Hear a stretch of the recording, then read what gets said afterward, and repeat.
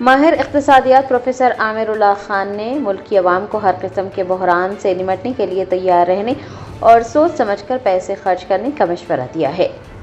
वज़ीर आज़म नरेंद्र मोदी ने तेलंगाना और कर्नाटक में अवामी जलसों से खिताब करते हुए हिंदुस्तान की मैशियत पर अहम तबसरे किए। उन्होंने मुल्क की आवाम से सोने की खरीदारी न करने, ईंधन की बचत करने और पब्लिक ट्रांसपोर्ट का इस्तेमाल करने की अपीलें की हैं। वज़ीर आज़म की इन अपीलों के बाद मुल्क भर में एक नई बहस छिड़ गई है। माहिर इक़्तिसादियात प्रोफेसर आमिरुल्लाह खान ने वज़ीर आज़म के इन अपीलों का गहरा तज्ज़िया किया है।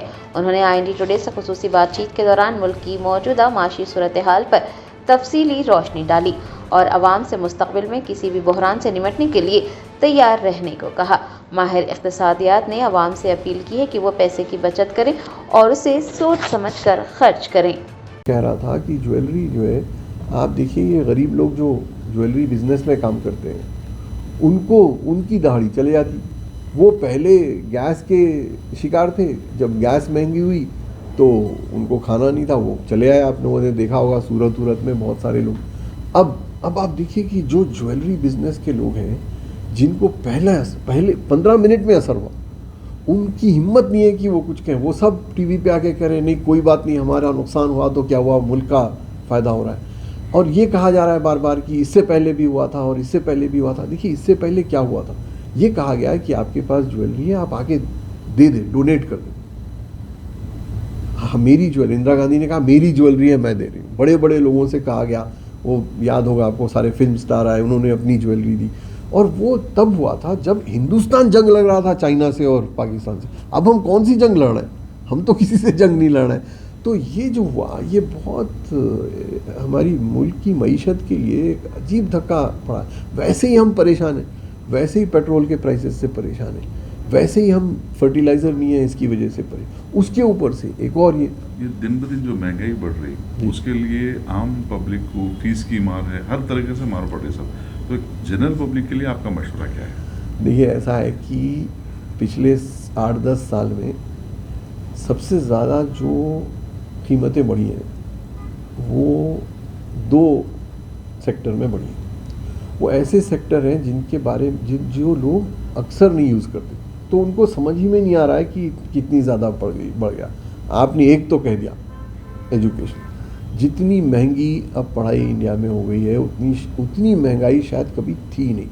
10-10 लाख रुपए देते हैं लोग, 2-2, 3-3 लाख स्कूल की पढ़ाई के लिए। यानी आप सोचिए ऐसा कभी सोचा भी था क्या हमने, हम जिन्होंने 100-100 रुपए की फीस में कॉलेज पढ़ा।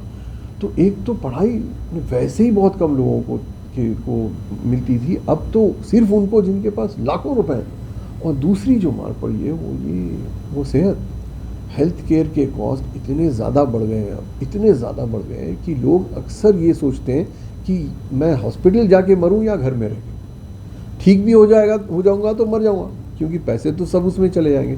तो पिछले 8-10 साल में ये दोनों चीज़ों की कीमतें, खाने से और बाकी कपड़ों से, पेट्रोल बढ़ा लेकिन बाकी चीज़ों से ज़्यादा इसमें लगी। और इसका नतीजा हम देख रहे हैं कि जितने लोग स्कूल से, गरीब बच्चे स्कूल से निकल के, और वो या तो सरकारी स्कूल जा रहे हैं या नहीं जा रहे हैं स्कूल। जितने बच्चे जो 10th पास करके कॉलेज में जाया करते थे वो नहीं जा रहे, और इतने ज़्यादा लोग जो हॉस्पिटल नहीं जा रहे हैं। ये बहुत बड़ी ट्रेजेडी है मुल्क की कि हॉस्पिटल का यूसेज कम हो जाए। तो हो क्या रहा है, 2 चीज़ें हो रही, एक तो हॉस्पिटल के खर्च बढ़ रहे हैं तो लोग नहीं जा रहे, दूसरे चूँकि आप नहीं जा रहे हैं इसलिए मुझे इनसे और ज़्यादा लेना पड़ा, तो दुगनी मार है वो। आप सोचिए मैटरनल 20-22 मिलियन औरतें हमारी प्रेग्नेंट होती हैं हर साल। 20-22 मिलियन औरतों को दवाखाने जाना पड़ता है 3-4 बार प्रेगनेंसी में, वो अब नहीं जा रही।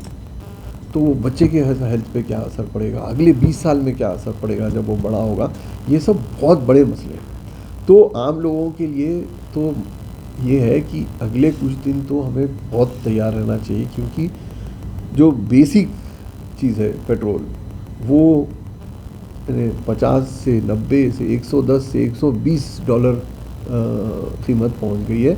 और जो हालात हैं इन दिनों, उनसे ये नहीं लगता कि अब ये जल्दी से कम होने वाला है। और चूंकि पेट्रोल और डीजल हमारा 60% इंपोर्ट है। देखिए हम 2 चीज़ें इंपोर्ट करते हैं, एक क्रूड ऑयल करते हैं जिसको कहते हैं, जिससे पेट्रोल बनता है, और एक सोना। बाकी चीज़ें थोड़ा सा में। ये दोनों चीज़ें ऐसी हैं जो हिंदुस्तान में होती नहीं।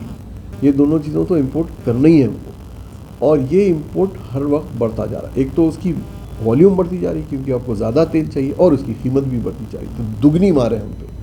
और उस वजह से ये हो रहा है कि हमारी हमारे जो डॉलर रिज़र्व है, जो हमें, भाई आपको डॉलर चाहिए ना बाहर से कुछ ख़रीदने के लिए, तो वो डॉलर हमारे पास 700 बिलियन डॉलर है। अब वो 700 बिलियन डॉलर हर बार कम होते रहते हैं, जितना आप ज़्यादा ख़रीदेंगे वो कम होते रहेंगे। जैसे अगर आपके पास 700 रुपये घर में है, आप जितना ख़रीदेंगे उतने पैसे कम होते रहेंगे। वैसे ही रिज़र्व बैंक के पास 700 बिलियन डॉलर है, वो जैसी ये कीमतें बढ़ रही वो कम होता जा रहा है। जब आपकी पूंजी कम होने लगती, जब आपकी सेविंग कम होने लगती, तो उससे फ़र्क क्या पड़ता है कि बाकी लोगों को समझ में आता है कि इनके पैसे ख़त्म हो रहे हैं। तो जब वो आपको पैसे देते हैं तो महंगे पैसे देते।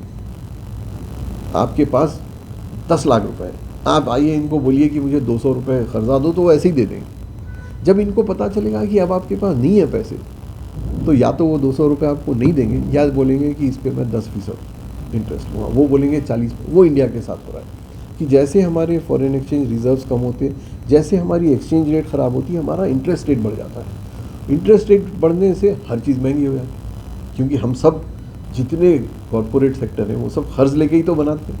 तो जब ये बना रहा हूँ मैं और कर्ज़ लेके बना रहा हूँ, और कर्ज़ की कीमत 10 से 20% हो गई, ये भी 10% बढ़ जाएगा, तो ये हमारे लिए बहुत ख़तरनाक मामला है कि हमारी जो कोशिश थी कि हम ज़्यादा से ज़्यादा चीज़ें इंडिया में बनाएं। याद है आपको, मेक इन इंडिया एक मुहिम चली थी, वो बिल्कुल फ्लॉप रही। तो हम बनाना तो छोड़िए, हम और हर महीना ज़्यादा से ज़्यादा इंपोर्ट करने लगे हैं। हम लोग 17% मैन्युफैक्चरिंग थी हमारी जीडीपी में, अब 12% रह गई है।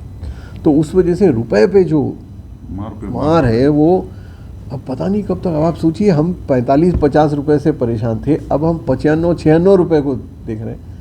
अब ऐन मुमकिन है कि जब तक आप ये चलाएं 100 रुपये हो जाए। तो ये जनरल आप जो है आवाम से ये कह रहा हूँ कि तैयार रहें, समझे और खर्चा करें, तैयार रहें। ये इस बात के लिए तैयार रहें कि आपको जो अहम चीज़ें हैं, पढ़ाई और सेहत, इनके लिए पैसे रखें, क्योंकि ये अगर मार पड़ी तो फिर कहीं से मिलेंगे नहीं पैसे। तो ये ज़रूरी है कि कुछ दिनों तक थोड़ा कस के रहे ना।